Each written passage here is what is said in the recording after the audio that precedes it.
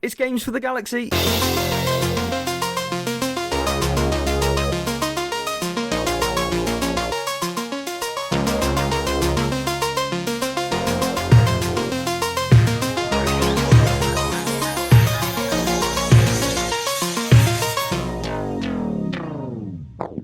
Hello and welcome to Games for the Galaxy. I'm RossTweetsGames and I love video games. Each episode I'll be bringing on a special guest and dropping the absolute bombshell to them that aliens exist. They're going to have to answer a series of questions all about the games that hold a special place in their hearts to help convince our galactic friends that video games are bloody brilliant.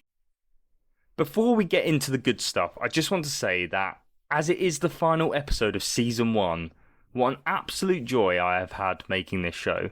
Whether you're listening for the first time or you've been with me since episode 1, I just want to say a massive thank you to everyone that has supported, commented, shared, and most importantly, listened. It really means the world to me. You can follow me on Blue Sky at ross.tweets.games and on Twitter at RossTweetsGames if you want to. I'm not going to force you. But this week's special guest is the Mirandalorian. She's an incredible YouTuber and live streamer and one of the loveliest people I have had the pleasure of talking to. I'm so happy that she came onto the podcast because we had such a good chat and I think that you're really going to love this one.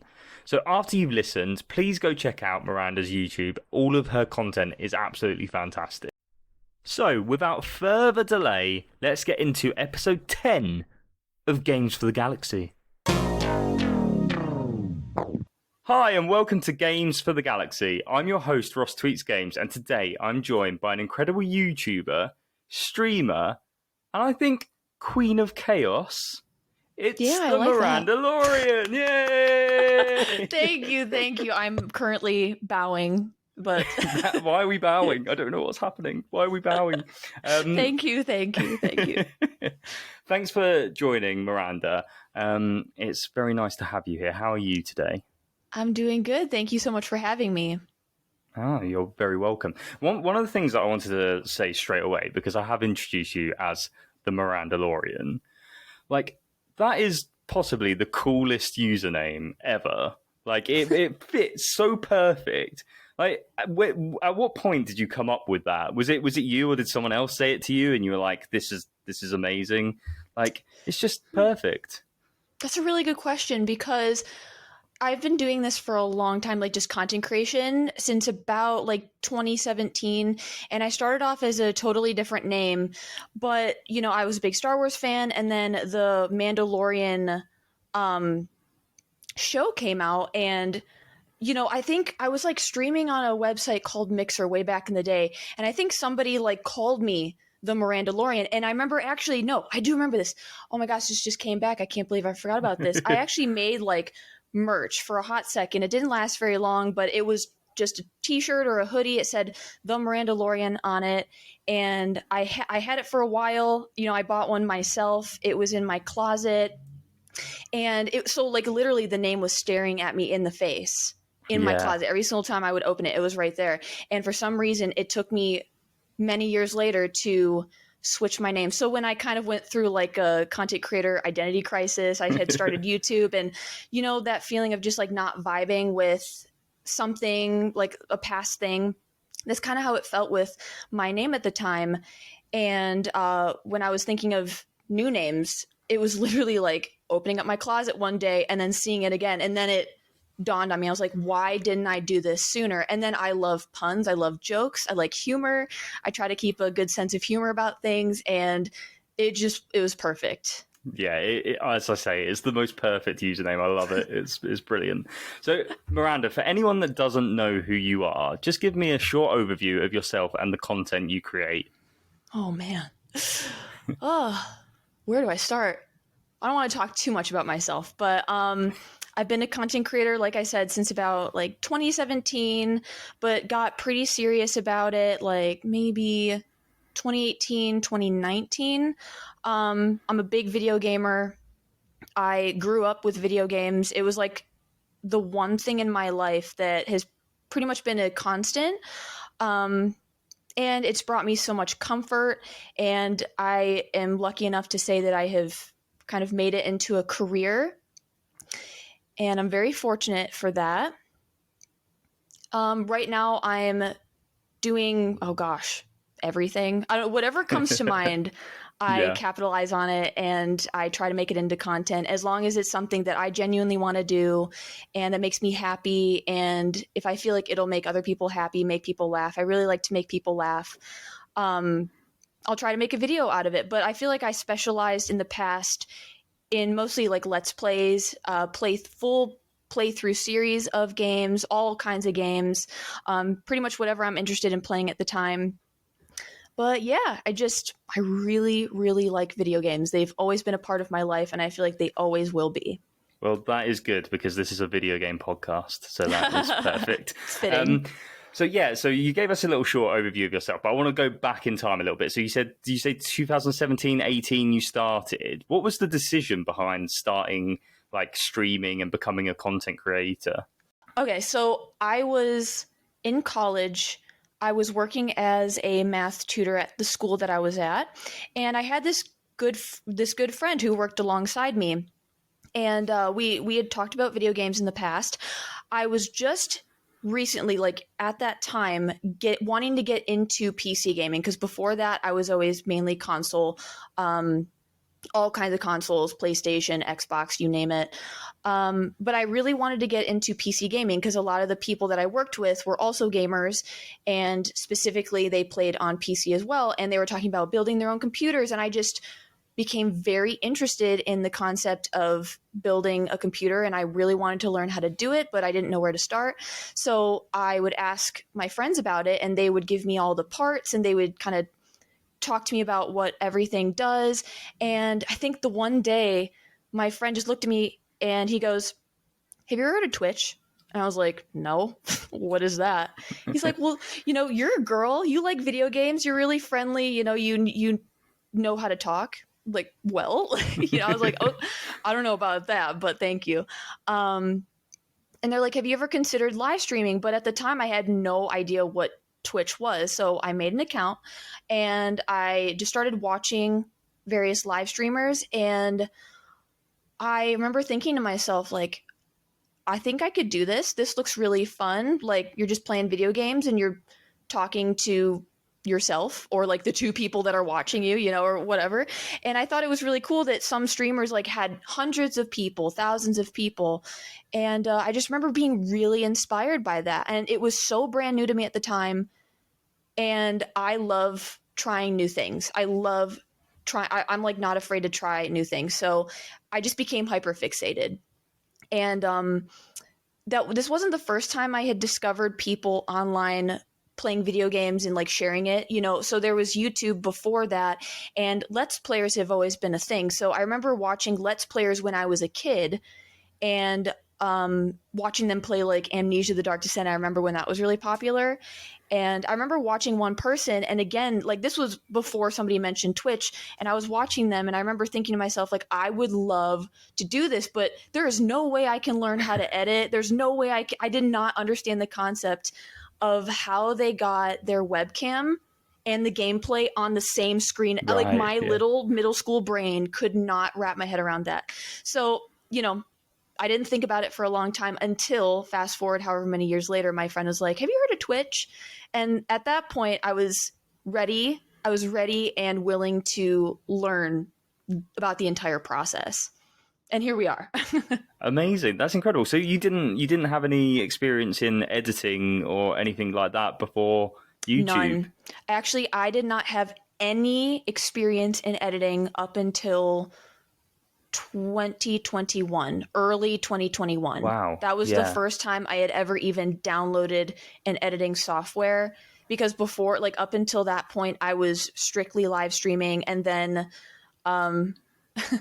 similar parallel to right now, I hit a wall called burnout, and I just felt the calling to do something again completely different. And the only other thing that was remotely similar to live streaming was YouTube. And I was like, well, I've never learned how to edit properly. Like, maybe this is my chance to really try something new, learn a new skill, and do something a bit refreshing, That's incredible. And then, so you have your gaming YouTube, but you also have a movies one as well, don't you? Yep. When did that take off? When did you think I want to do films as well? That was a couple years after I started my, like, I call my gaming channel like my main channel, because I do Yeah. post more than just games. I've done like vlogs and just chatting stuff and unboxings and reactions as well. But yeah, the movie thing didn't start until like a couple years after that. I'm not exactly sure the year. I want to say maybe 2023, maybe early 2023. And then, I would just post there occasionally. It was very much like a side I actually didn't even want to start it. Like, I had no interest whatsoever. It was 100% a peer pressure thing. People were like, "Oh, we love your gaming reactions." And this is embarrassing, but I would out myself with all of the movies that I have never seen. Like, there's a Okay, lot of classic movies that I just missed. I didn't watch them growing up, and I saw that as an opportunity to make content. And I was learning that movie reactions were a thing, but at first I was like, why would anyone want to watch me watch a movie? Like, what the heck? But I tried it, and yeah, I ended up really, really liking it, because just like gaming reactions, just like you're playing a game in real time, you're reacting, you're commentating, you're having fun. And I was like, I can literally just do the same thing over here. Yeah, that's with it. like a different medium. And then, now I'm properly educating myself on movies. Good. Yes. I'm going to put you on the spot here a little bit. Oh, God. So just give me the top 3 movies that you've seen since starting that channel that you're like, I can't believe I didn't see this, but now I love it. Oh, wow. Yeah. Well, one of them I haven't actually released yet. I'm waiting for my editor to send it back to me. The Truman Show. The Truman Show. That one I wasn't expecting. Like, I love Jim Carrey. I've always loved Jim Carrey. Is there jingling in the background? Yeah, I was hoping you wouldn't hear that. There's an ice cream van coming out the worst possible time. Truck now. I want some ice cream. I'm going to run down quickly. Give me 2 seconds. No. I'll take a SpongeBob popsicle, please. With the gumballs for eyes. Thanks. Yeah, just sort of half melted. Yeah. So yeah, the Truman Show. That's a big one as one of them.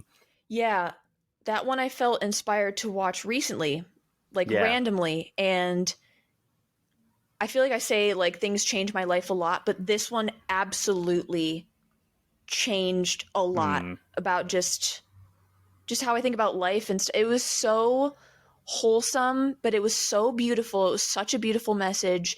It was funny, it was sad, it was dramatic, it was deep, it was philosophical. It was everything that I love in one movie, and then it had my favorite actor, like one of my favorite actors of all time, Jim Carrey.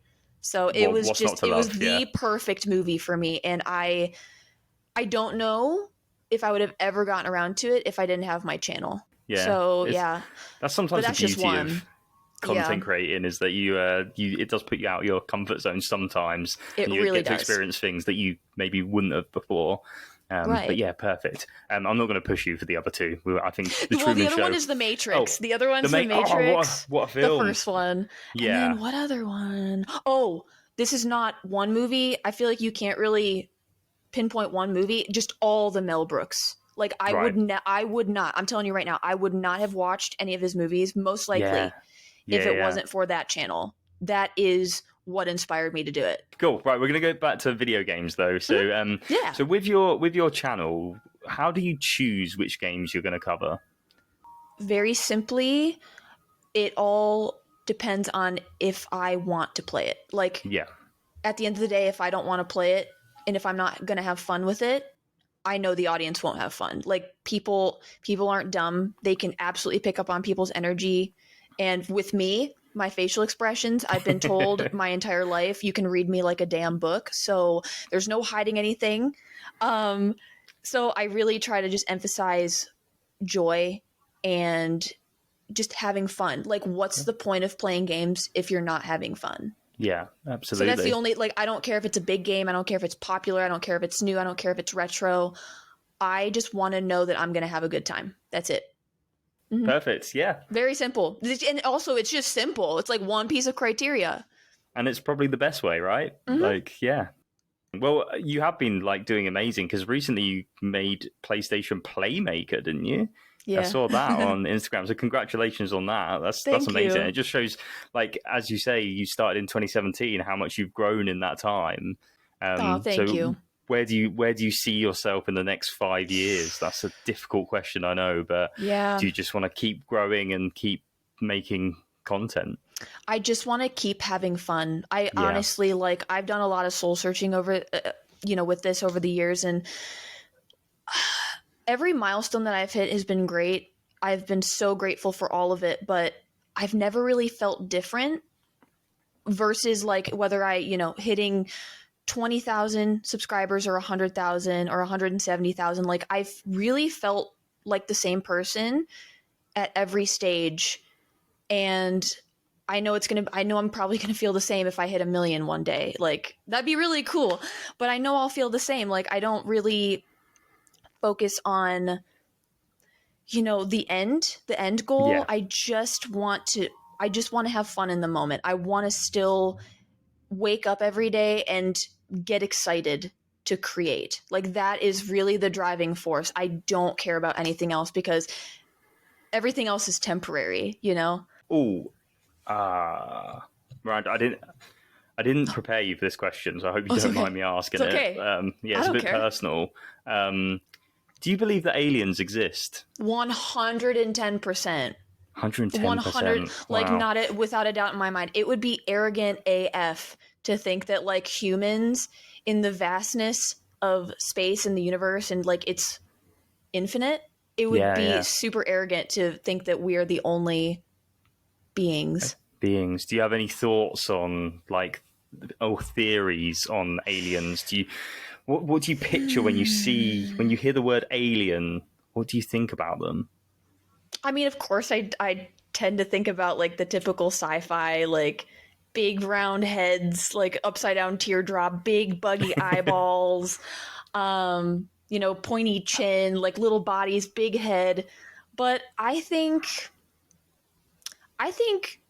you know, I really don't even know if I can put like a limitation on them. I feel like they can exist. I think as far as your imagination can go, I think that's the realm of possibilities for how they can potentially exist. Like, I think they can be, I don't want to say invisible, like, but that's for lack of a better term, like invisible. But I think, they could exist on different frequencies, different like levels of vibration, where maybe they could exist right here in this room right now, but I'm just not on the same resonance frequency as them. But they could also be very physical creatures. They could also be like, how do we know that they don't live in our oceans? Like, that's a good point. We haven't even discovered the majority of our oceans. There's so many places on Earth that we can't even travel to because it's physically impossible and it's dangerous and life-threatening. If I was an alien and I didn't really want to be bothered by human beings, you would be finding me in the Mariana Trench. I'd be like, bye guys, I'm going to be down here. Just chilling. Where it's nice, it's dark, it's cozy, it's quiet. Yeah, amazing. No, I love that idea of them being here right now, but a different frequency. They're just like chilling out. I'm open to it. Like, I would love to be friends with an alien. You might. I feel like you I might can be relate sharing. to them more. You might be sharing your living space with an alien that you don't know about. I mean, my dog. How do I know my dog's not? I don't know. You could be. Bless him. Yeah. So yeah, they could be here, or they could be on their own planets at the moment, like chilling. Like, the thing is, Miranda, we don't know, do we? We don't know. We don't know. I like You're keeping an open mind. You're wrong. We do know. I know. What do you know? I know that aliens exist. Really? Yeah, really. They properly exist. And not only do they exist, Miranda, but they have abducted you. Thank God. How do you feel? Get me out of here. All right. Take me with I hope you. it's a one-way trip. Take me with you. I'm going to tell you exactly why you have been abducted now, okay? So, these aliens that have taken you, they're very much like us. They're exactly like us, except for one thing, and that is that they have never played or heard of video games. Such a shame. I know. It's it's upsetting, to be honest with you. But one day, because they do like to come to Earth, sometimes in our frequency, sometimes in their own frequency. It depends on the day. But they came to Earth, and specifically they went to Japan. And while they were in Japan, they noticed someone wandering about with a PlayStation partner jacket on. And they were like, what is PlayStation? That's a weird word. So they did a little bit of research, and they found out that PlayStation is all to do with these things called video games that they'd never heard of before. So they decided that they wanted to learn more about video games. So they tracked down that girl in Japan wearing a PlayStation Playmaker jacket, and they have abducted you. And now they want to ask you questions all about video games so that they can learn what they are. The very first question that they want to ask you is, what is the first video game you remember playing? Ooh, that is such a hard... I wonder if anyone truly knows this answer, because like I feel like I don't actually remember too much before games. Like I don't have a really clear memory of a time where I didn't understand. I didn't know what a video game was. So you were introduced quite early on. Yeah, I feel like I slid out of the womb with a controller in my hand, or at the very least, like a Game Boy Advance, because I played a lot of that as a kid. I would say earliest memories that I have is playing Game Boy Advance, Super Mario Brothers, Pitfall, this Teenage Mutant Ninja Turtle game that I don't even know if I still have the cartridge for it. Right. But I remember I think it was the Michelangelo. That's the skateboarding one. That's the fun one, right? Michelangelo. He like really likes pizza, so me and him totally could be besties. Kicked off, 100% relate. But I remember there was this level, because I played through the game so many times, it was actually disgusting. And there was this level where he was on a skateboard in like a tunnel, and you would have to like, do 360s and like get all the coins and whatnot. I played that so much. Basically, any chance I got, I would play it. I would bring it on every single family vacation. Go swim in the ocean. Go play in the... No, I'll be under my towel, under an umbrella, playing my Game Boy Advance. Those are probably my earliest memories, but I also have a lot of memories playing the PlayStation 1 with my dad. But he did a lot of the playing because I didn't have the problem solving skills yet to understand how to finish Tomb Raider 2. Like there was no way it was going to happen. Yeah. Like I couldn't even get past the first level. So a lot of my memories come from just watching my dad play a lot of games.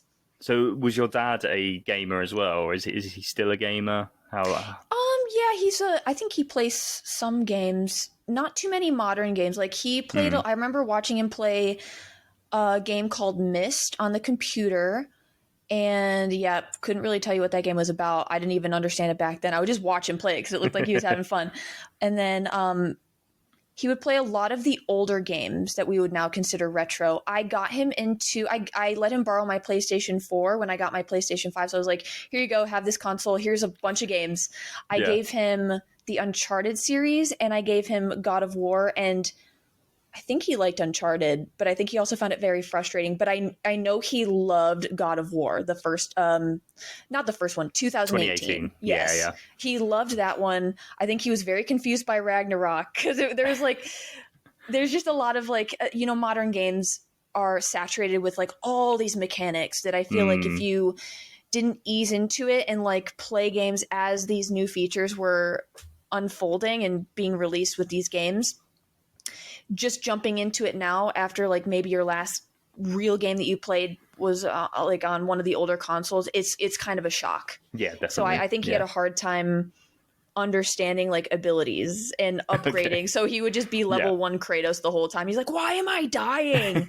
I'm like, because you need to upgrade and not run around in circles. So when you were a child, like he sort of educated you, and now you're returning the favor and educating him. Yeah, yes. Amazing. So you had a Game Boy Advance. Do you remember when you got that? Was it like for a Christmas or for a birthday?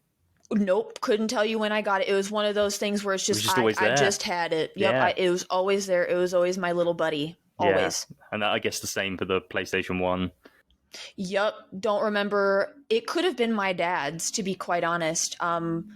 he maybe had no intention of even sharing it with us. I don't know, but it was just one of those things. It was always there. It was kind of a staple. Incredible. And then it sparked this journey. That's from the earliest memories, and now we're here. Yeah, and it's the coolest part is like looking back, younger me had no idea. Even like older me, like high school, college me, had no idea that my love for something like this would would bring me to where I am now. Like even to this day, I still look around sometimes. I'm like, how did I get here? Like, I feel like I just woke up and now we're here and I don't know what's going on. I'm just kind of doing it. Yeah, it's from that PlayStation controller, isn't it? The Game Boy Advance. It all spawned from there. We have a lot to thank for. What game made you cry the most? Do you cry at games a lot, Miranda? I cry at everything. I cry, you cry, I'm going to cry. I'm an empathetic crier. Like, it doesn't take a lot. If you just start tearing up, it's going to be full on Niagara Falls waterworks. I mean, it does not take a lot. I'm a very emotional person, very sentimental. I would say the game that made me cry the most, I feel like most people are going to expect me to say Red Dead Redemption 2. Okay, but actually, I think the game that got me the most was Soma. Okay. That is a game that I will take. This will be written on my tombstone. If you come visit me, it'll say, before my name, it'll just say, play Soma. Play Soma. And then here lies Miranda. And then make sure to play Soma. Cry at both. Yeah, it's such a good game. It took me a long time to get around to. It's a wonderful horror game. Yeah. And it doesn't rely on jump scares, which is really cool. It's like just the feeling of being in like the deep sea kind of thing, and like isolation. You're by yourself. You're in the ocean, and I know that alone will instill a lot of fear in people. Like, it's just the essence of the game. The atmosphere alone is unbelievably cool, but it is also genuinely terrifying. But the story is phenomenal, and it's got some darker and like heavier themes, but I love that kind of stuff. I'm definitely willing to literally go deep, like in the ocean, but also go deep within and talk about, the more challenging subjects, Yeah, that's insane. I've not played it. I think I've seen a little bit, because when you said it, I thought, it's the underwater one. So I didn't realize that there was a massively heavy story with it. I thought it was like, I mean, if you don't know, like in medical terms, soma, I think means body. And that alone, like with that understanding, as I was playing through the game, I was like, oh my gosh, even the title is significant. It's so, I don't know if I want to talk too much more about the story. It's just, it's fantastic. We won't spoil anything, but would you say that the tears were solely from the story, or did the horror also bring out some like scary tears? No, it was just the story. The horror was funny. I feel like when I get really scared, I can, it actually like, it'll spark just like wittier comments. Like I feel like I can get really funny when I'm really terrified. So I feel like that always lends itself nicely to like really fun and funny content. But the sadness, the sadness came more from the story itself. It was just so well written. Okay, yeah, I need to check it out. One of the great things about this podcast is people tell me games, and I go, I didn't even think about playing that, and then I get to play them. So I'll make sure Soma goes on that list. New addition to my backlog. Yeah, exactly, and it keeps growing. Yes. Was it one that you streamed or made content like a YouTube like video for? Okay, I didn't stream it. I made it into a full Let's Play series on my channel.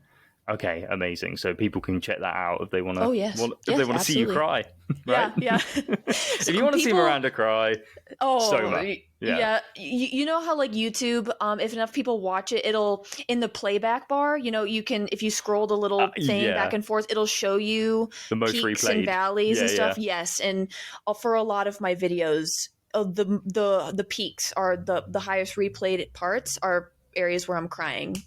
So thanks a lot, guys. Yeah, people just like to see you cry, it seems. Yeah. Maybe that's the third channel, right? Either Games, cry along with crying. me or to make fun of me. Either one of the two. You could do both. That's totally fine with me. Yeah, fair enough. What is a game you didn't think you'd like, but you ended up loving it? Love this question. I have two: Okay. Returnal and Death Stranding.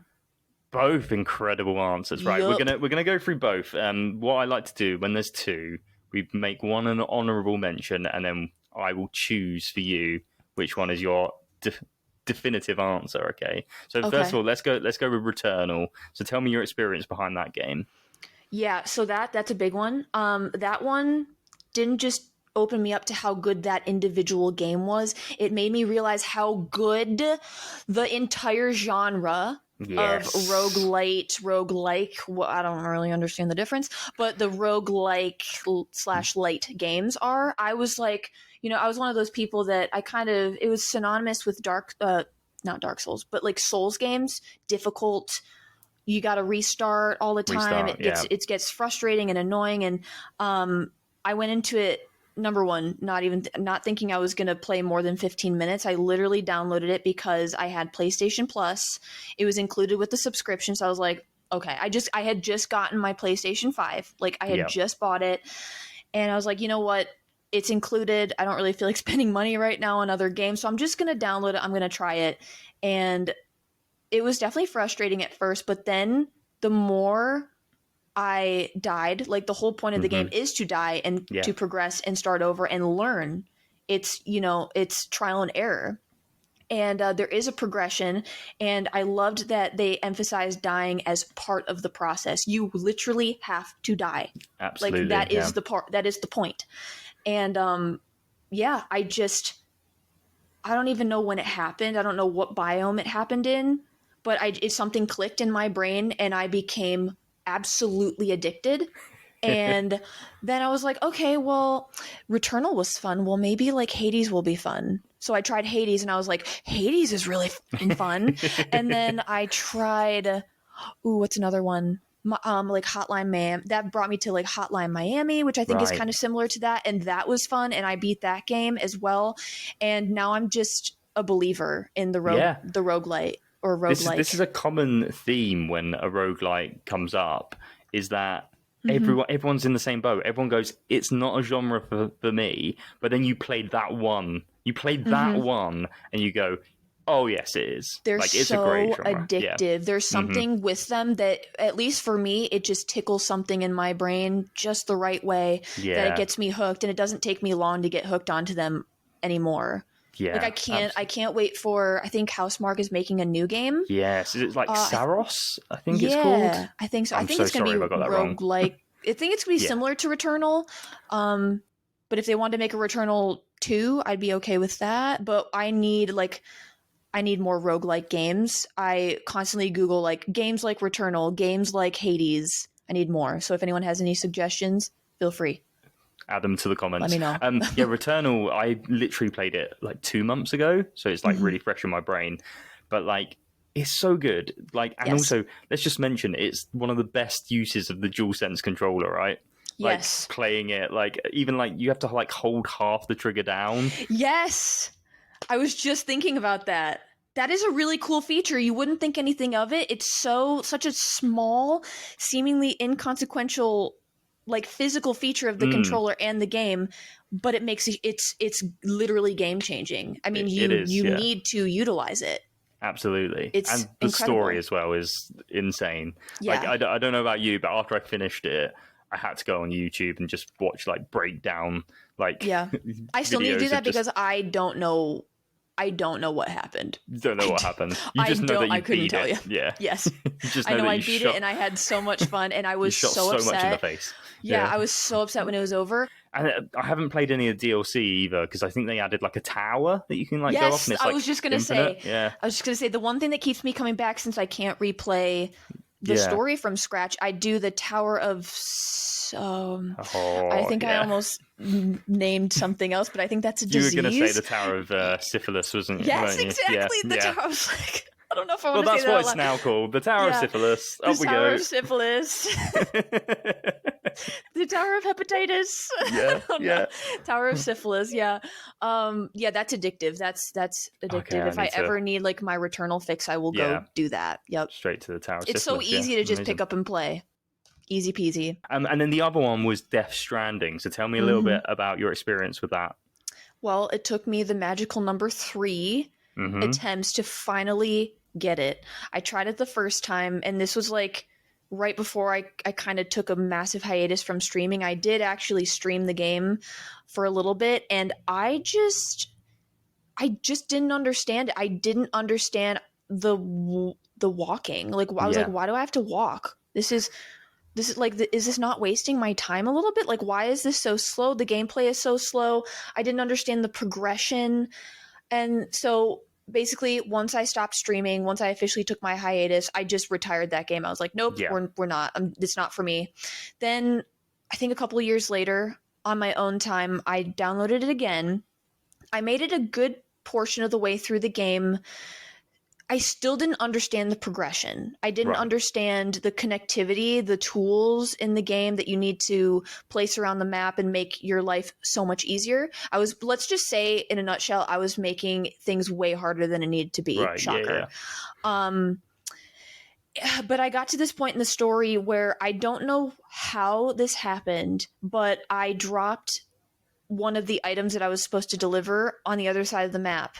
And like the game will literally have this red circle, like, Yeah. and it'll be pulsing. It's like, hey, dum dum, you dropped this, go back and get it. But for some reason, because I have this weird like visual thing, I just have selective sight. I didn't Right. see it Okay. until I got to my destination and I went to go turn it in, and it was like, it wouldn't let Missing. me. Yeah. Yeah, it's missing. And I was like, it's on the other side of the flippin' map. I didn't have any zip lines. I didn't have any way to get over there quickly. So I was like, no, I'm not. Like, again, waste of my time. I'm not Yeah. gonna go back. So then this time, recently, because of Death Stranding 2, I got a code from PlayStation. Thank you, PlayStation. And at first I was like, I don't know if I'm gonna play this game. Like, this is probably wasted on me, right? But it inspired me for some reason to give it another shot, and Yeah. finally it clicked. Finally, I get it. It's an Yeah. absolutely astounding game. It's so smart, it's so creative, and most importantly, it's so unique. There is not a single experience that is like it. Yeah. I I completely can't agree. think of one. Yeah. Well, there. Yeah. Death It's Stranding not 2. just a walking simulator. It's spiritual. It's beautiful. Yeah. It's all about. It's literally the definition of being about the journey and not the destination. Life is about the journey, not the destination. That is Death Stranding. Absolutely. Yeah. I found just walking, making deliveries really therapeutic. Yes. I don't know why, but like it just is like it's almost like a mindfulness game to me. Mhm. Like just Yep. plotting my route. Like I'm just gonna dawdle over here, deliver a pizza. It's meditation. Yeah, It's meditation. yeah. Because like I'm somebody who walks, like tries to go outside physically and walk every day. Like that's how I meditate. That's how I Yeah. unwind for the day. That's like my me time. I get out of my head and into my body, and I'm Yeah. moving my legs and stuff. That's how I meditate. And You don't need to do that anymore. You can do it in Yeah, the game. right. You don't I can know. now You do it don't in need the to. but that really helped me to connect with it, because that's what it's all about. Yeah. But I love the progression and like the theme of like we're all connected literally and like spiritually through these strands, but also connected through roads and through zip lines. And it's just so creative because you can travel however you want. And now I've discovered that my favorite way to travel in that game is zip lines. I love Oh, I creating love zip line Yep. channels. It's Yep. so fun. It's Yeah, so fun. I don't know if you've got to the bit. Have you finished it yet, or are you still playing it at the moment? No, I don't know where I Okay. am. But no, It's I'm not- not done with it yet. It's not a spoiler. It's just part of the terrain. There's like mountains, and doing zip lines through that was Yep. so satisfying. Like when Yes. it takes a while, but once you get your like system up and you're just like zipping across it, like Yeah. it's a breeze. It's the most Yep. satisfying thing ever. Yeah. And the funny part is, like, I slept on the zip lines for so long, I didn't utilize it. Like, from the moment they give it to you, Yeah. I was like, I'm never going to use this. This is stupid. I'm going to focus on building the roads. But then as you build the network of roads, you realize, oh, it only gets harder. You need more materials. It takes longer. You need trucks. And it takes a long time to go from one distribution point to the next Yeah. to go grab all the stuff and then lug it all the way to the other side of the map. So it's really time consuming. And then all of a sudden I had the sudden thought to oh, I don't know, maybe try using my zip lines. And then I was like, that was the last time that I really had a big aha moment where I was like, I have actually, I don't believe in playing games incorrectly, but I was 100% playing the game incorrectly. Yeah. And I was like, I was like making fun of myself. Like, you're big dumb for this. I can't even believe it. But I'll never forget it. Yeah. It was And really such a great experience. Yeah, amazing. Now I'm a Death Stranding believer. It is one of the best games I've ever played. Yeah, it's incredible. And the story is amazing. I'm not going to say anything too much about it because you're still playing it, but it's fantastic. It's difficult. I'm supposed to choose one, but Returnal and Death Stranding...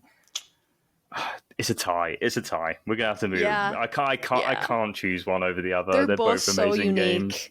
Yeah. You cannot compare one to the other. It's apples to oranges. They're both so unique, so creative. I mean, it's kind of like genius level. Like, who thought of this? I need to shake their hand, and they need a raise. What game scared you the most? Do you get scared at games a lot, Miranda? Oh, yeah. There's a reason I don't play a lot of horror games. Well, I like them because I like being scared, but I say that, but then I start playing it and I'm like, why did I do this to myself? Why? But there's something so fun about horror games versus like horror movies. Horror movies, I get scared with all of it, but you know, horror movies are so passive, right? You sit there, you watch, you don't have to do any work. You know, and then if something gets too scary, you just grab a pillow. Not with games. You are in control. The only way you're going to finish the damn game is if you grab your controller and you get the courage to keep going and finish. Yeah. And that's like the really scary part. But then there's like first person horror, there's third person. The scariest game I've ever played that I refuse to finish is Visage. I probably will not go back and play that game. It's not only is it terrifying, it's really hard. Like it was really confusing. I got really lost and just frustrated. But then on top of the frustration, then there was just oh my gosh, I can't even explain how horrifying this game was for me. It was just every fear I've ever had in my life in one game. And I'm like, I don't know if I can do this. No. This just isn't for me. I've played most horror games that I've played, I've finished. Yeah. Not that one. So I don't think I've heard of this one. So just give me a like brief like premise of it. What's the setup and what do you do? Like, what is the gameplay like? It's really, really dark. Like the game itself, not only is it dark theme and story wise, it's just really dark. It gets hard to see. And I think that made it difficult for me.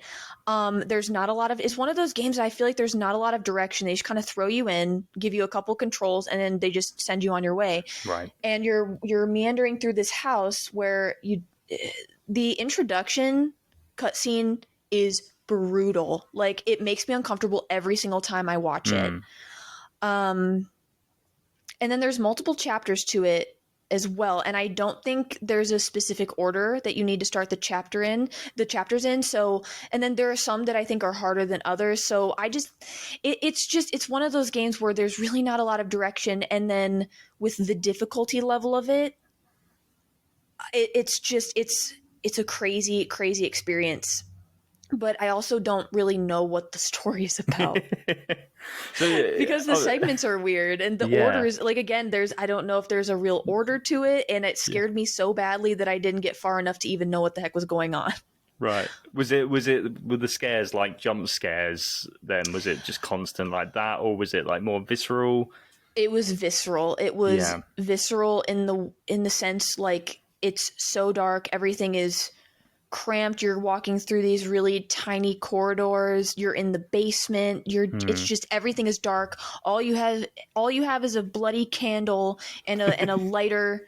And then as long as the candlestick hasn't completely burned down to a nub and you have enough gas or you have enough fuel in your lighter, you're great. But then when you don't have that, you're just like, well, what do I do? Right. What do I do? I'm not going over there. I'm not going to find more. I'm just going to lock myself in this closet and I'm not coming out. That's kind of what happened to me. And I was like, well, I think that is enough for me. So your character is still in a cupboard somewhere. Yes, refusing to go. Yeah. Yes. Amazing. In the void somewhere, in the uninstall void. No. With a nub candle, just scared. Like, sorry, scared you're just going to stay there for eternity. I'm not coming back. You're on your own, bud. You're on your own. I'm gone. I'm going to play Yep. Returnal. Yeah, exactly. What game means the most to you? So it doesn't have to be your favorite game, but the memories around playing it make it really special. I think the game that means the most to me, and I actually have a playthrough of it on my channel that I did recently, the Amazing Spider-Man from PlayStation 1, because that's one of the only games that I have played so many times that I couldn't give you a number. And Yeah. I also played it so many times that I, at one point, had all of the dialogue perfectly memorized. Amazing. And and it was my favorite childhood game. Me and my brother played it so many times. I played it as an adult recently, and I was like, oh, this is going to be fun, right? No, it's really hard. Okay. And I'm playing it. I'm like, how did I beat this as a kid? And then I remembered that there's a kid mode.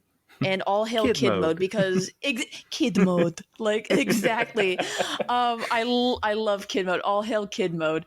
The other game that probably means the most to me is Skyrim. Again, that's another game that I played so many times, probably 10, 11 times, modded, unmodded. I've tried like every background, every race. And then the Fallout series as well. Sorry, I gave you 3 answers That's okay. when you only asked for 1, but I feel very strongly about all 3 of these. No, that's absolutely fine. But I am gonna say we need to go back to Spider-Man because I'm a massive fan of that game as well. Yes. But I watched your YouTube videos on it and it was amazing. Like it was brilliant and really funny. I loved it. I didn't think it was going to be as ragey as it was. I was like, oh crap, people are going to see a different side of me. I was just amazed at your ability to do the dialogue. Like immediately, like you said in the video, you'd not played it for a while, and that opening scene where Peter Parker's Spider-Man's set up when when he steals Octavius's, I can't remember what it is, like a bomb or something, like the gas thing, is it? Yeah. Yep. You were just doing all the lines, and I was like, I thought I liked this game. And Miranda loves this game. I mean, it was so embedded in my DNA growing up. Yeah. Like, I had everything memorized, and I was just as surprised as you were when I realized that I remembered more than I thought I would. But I have a very like musical brain. Have you ever seen the movie House Bunny? When she tries to learn people's names, she's got to go Steven. Miranda. You know, exactly.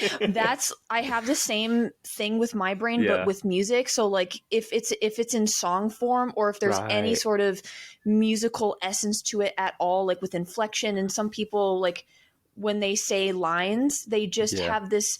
It's not even the line that I remember. I remember how they said it. Yeah. And then it just comes. It's like I don't even have to work to remember. It's just this effortless memory thing. It just comes back, and it's just there. Yeah. Because otherwise, I have a terrible memory. So it's got to be. You got to sing it to me. You got to sing it. We should have sung this podcast. We could have had a musical podcast. No, Spider-Man's amazing, but I do have to say the very ending where Carnage Octopus is chasing you is still one of the most horrifying moments of my childhood. Anxiety-inducing. Anxiety-inducing. Oh. Because every time you trip on something or you hit a wall, you're just like, that could have been fatal. That is the fatal mistake. That's all it's going to take. I think the worst thing about it as well is that bar, you can see it, how far you're in front of him in the middle. But it's not accurate because you're like so far ahead and then all of a sudden he zooms across the screen and he's like nearly it's like the at Venom you. level Like, too.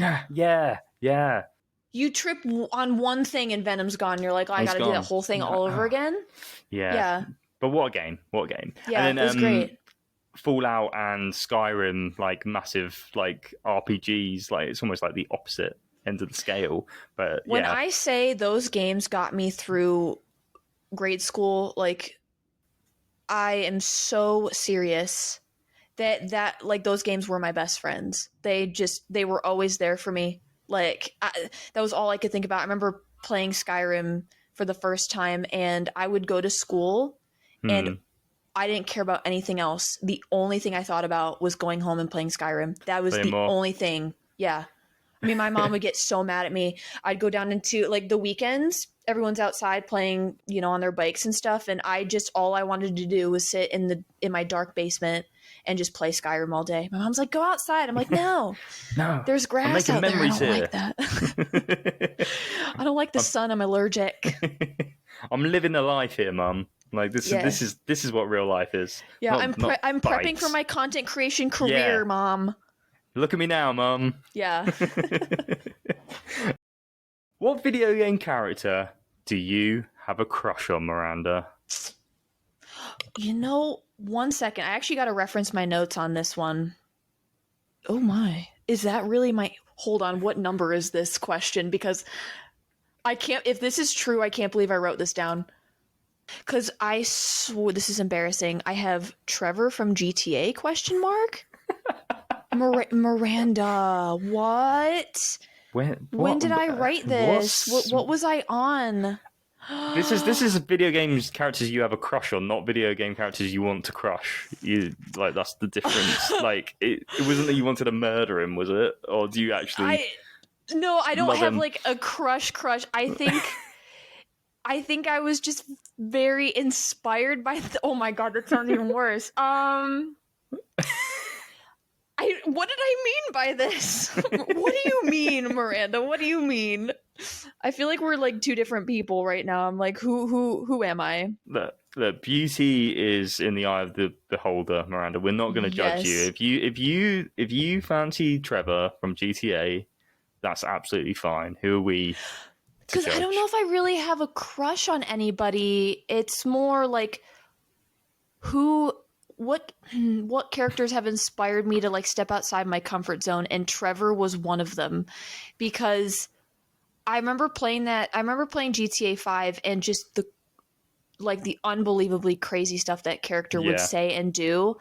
It would, I remember stopping a couple times and thinking like, I cannot believe that they went there. Yeah. But then that also gave me the confidence to really step outside my comfort zone and just go nuts. Like, just have fun, create content. Don't be afraid to be funny. Don't be afraid to say things, like, just, within reason, of course. Yeah, of course. Yeah. But just be just don't be afraid to have fun and be chaotic. Like, life is chaotic. This is what I was going to get back to. I introduced you at the beginning as the Queen of Chaos, and Trevor is surely the King of Chaos. So absolutely, it does work. What game have you replayed the most? Probably Skyrim, or The Amazing Spider-Man from PlayStation 1. But I would have to say Skyrim, because I've started so many different characters. Like I said, played every single race, I think I've tried every single combination of like dialogue options for the story. Right. I tried to get as many endings as I could get.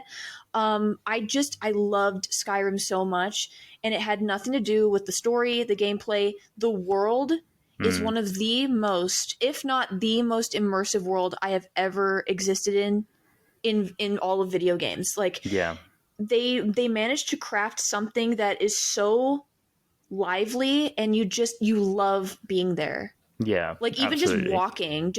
just walking from point A to point B, walking along rivers, fishing, just listening to the townsfolk talk amongst each other. It's so fun to just exist. And I think that's what makes a game truly legendary, and I think that's what helps it to withstand the test of time. Like, there's a reason Skyrim and games like GTA are still being played 10, 11, 12 years after they came out.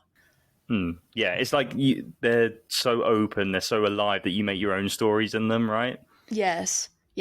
Was Skyrim your first Elder Scrolls, or did you play Oblivion before it?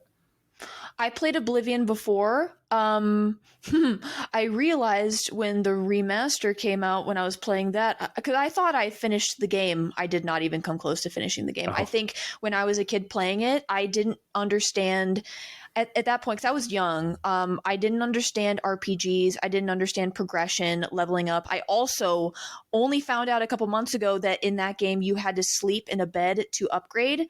And I never did that when I played it as a child. So I was playing the entire game as a level 1, and I was wondering why I was having the worst time. Yeah. I was like, this game is so hard.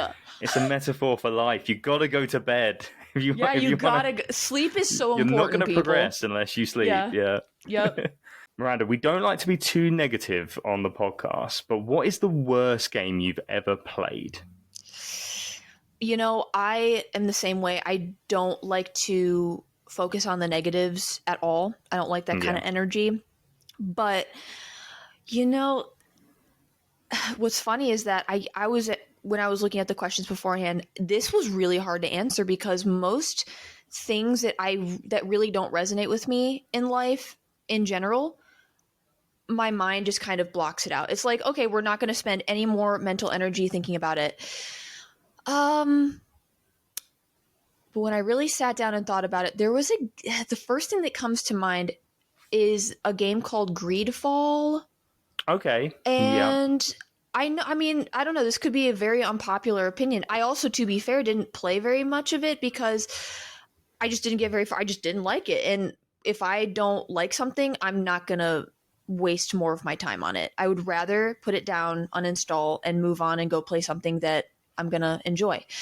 But I remember the main reasons I didn't really care for it was all of the, number one, it wasn't as open world as I was expecting. It was kind of one of those games where there were sections of smaller open world parts, and then you would get to the end of that area, and then you'd have to hit a loading screen, go into the next one, walk all the way across to get to the next place. I think there was fast traveling. I don't really know.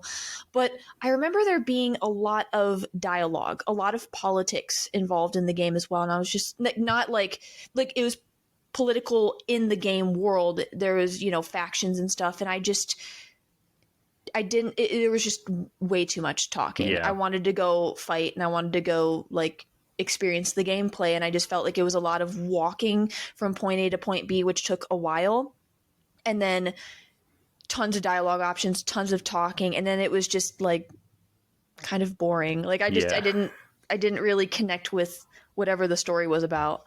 Yeah, it was like, no, I don't care about your politics. I just want to kill things. Let me kill things. Exactly. I can talk. That's why I love GTA 5. Yeah, exactly. I want to blow stuff up. Come on, blow stuff up. I want to. I talk all day, every day. I can go outside and talk to people whenever I want. I want to do things in games that I can't do in real life. Yeah. Amazing. I've not played Greedfall. I can't even really think what the gameplay is, but you're shaking your head, so I couldn't either. Yep. Yeah. Sometimes you do start a game though, and you go, "This is just not for me." And you did the healthy thing of just accepting that and putting it away. Whereas I would probably go, "I'm not enjoying this," and then carry on playing.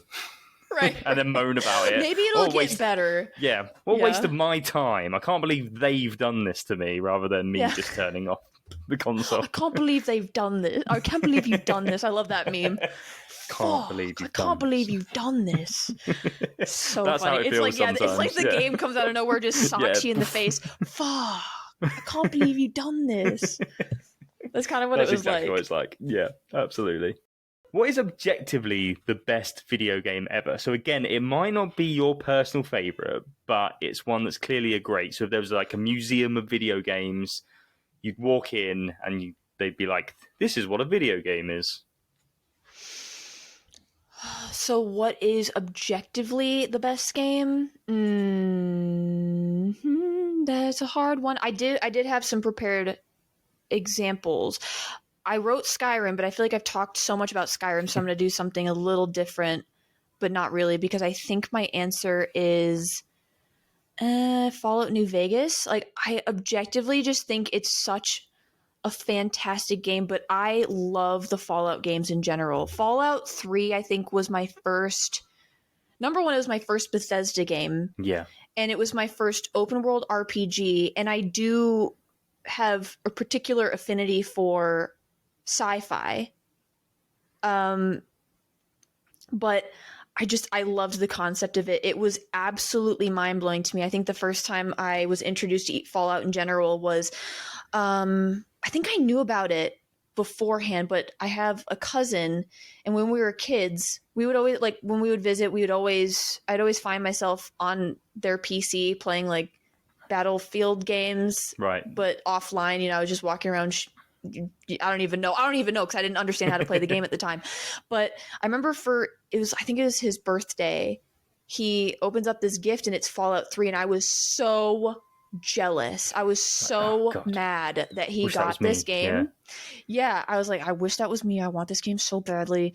And he didn't even get to play it. Like, I took it, and I remember, like, I put it in his console and I started playing it. Yeah. And I didn't get very far because, like, we didn't have too much time. But fast forward, I don't even know how long it was. I was walking around to Target, and there was like the discount video game bin, and I found Fallout 3, the Game of the Year edition, so it had all the DLCs, and it was like $5. I was like, yes, finally I get to play this game. And yep, I played it, rest is history. And then I found New Vegas, and there was something, even though they're a part of the same like world, it felt different. There was something about the Mojave Wasteland that was really immersive.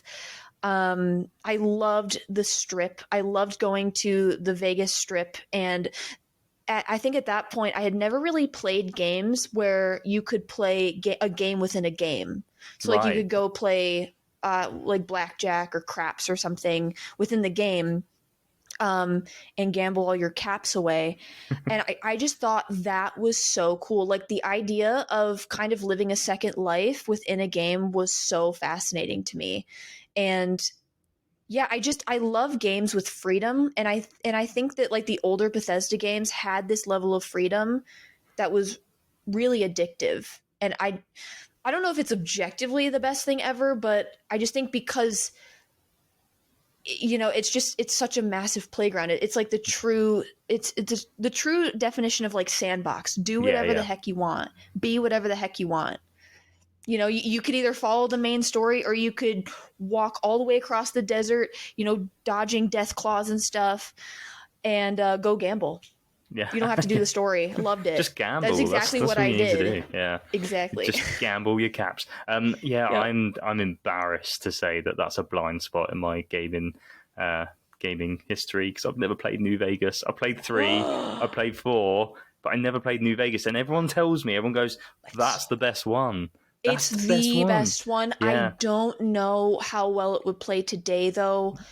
It could be clunky. Yeah. The controls could absolutely be too clunky for newer players. Yeah.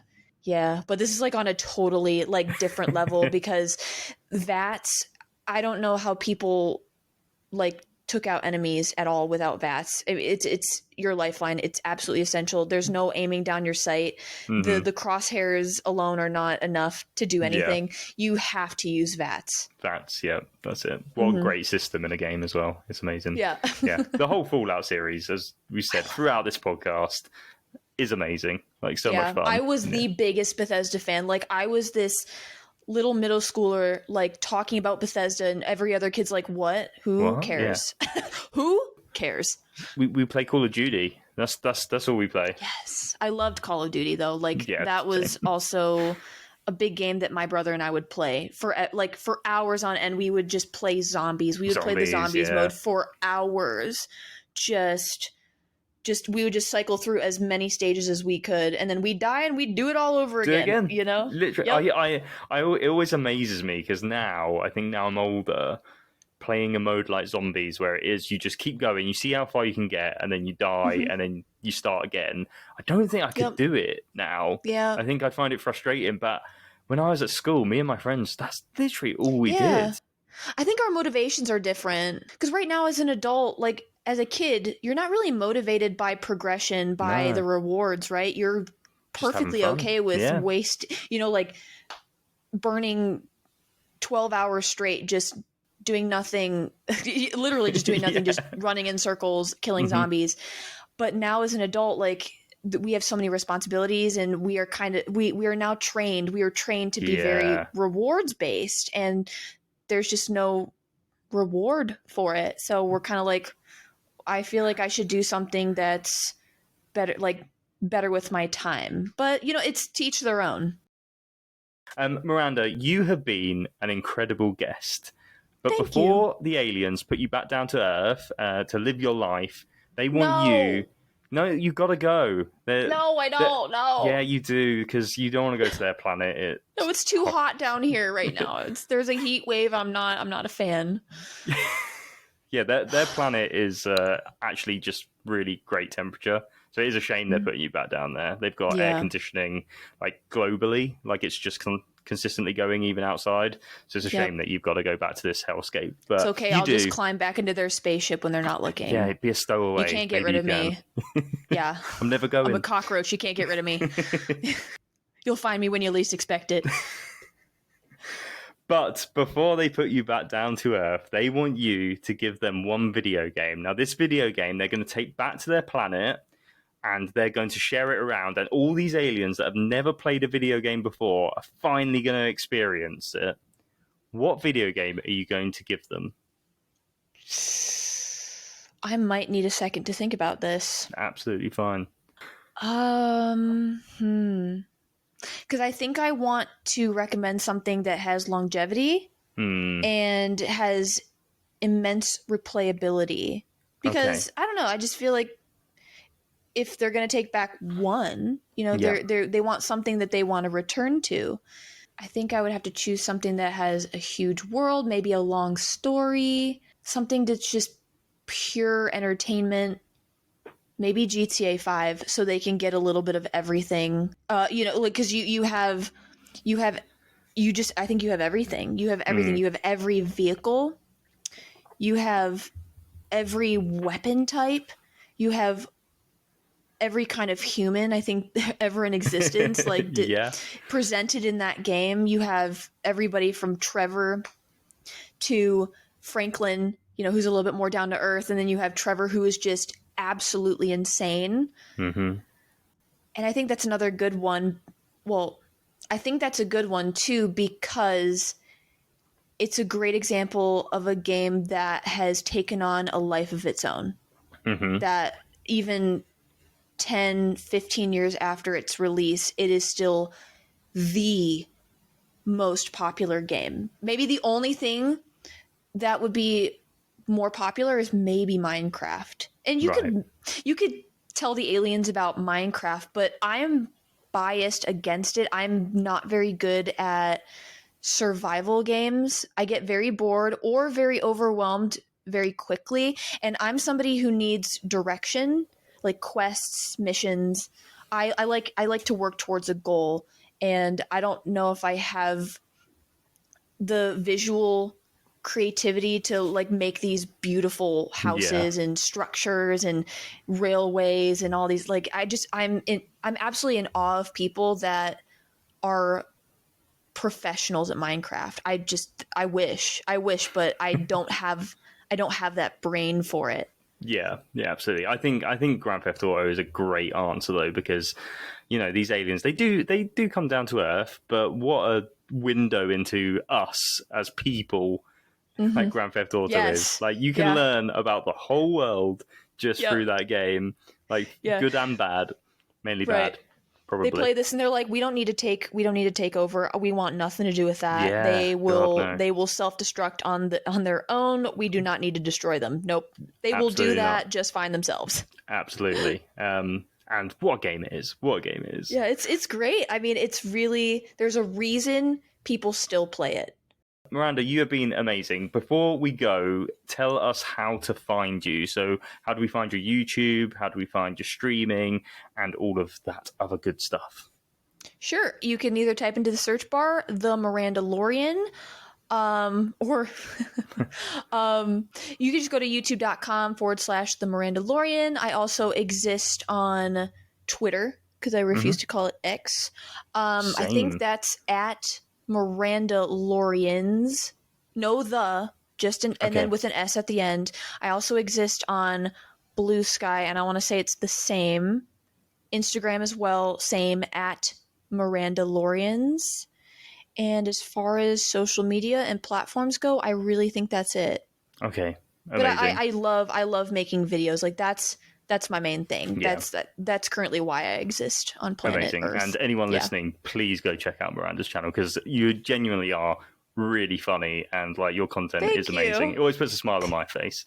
But thank you so much for joining. But it's time to go. And no, you're not staying on the UFO. You gotta go. It was fun. You think that now, but you'll find me in a crevice that you weren't expect. That sounds really wrong, but you will. I'll be in some crevice and you won't know I'm there. And then by the time you find me, it'll be too late. Too late. And I'll go, oh, there she is.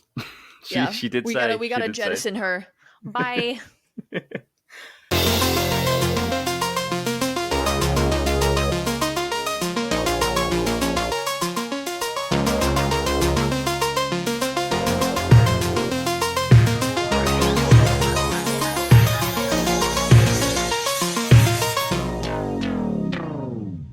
So that was episode 10 of Games for the Galaxy. Massive thank you to the Mirandalorian. Go check out her YouTube. She is honestly one of the most entertaining content creators in the space at the moment.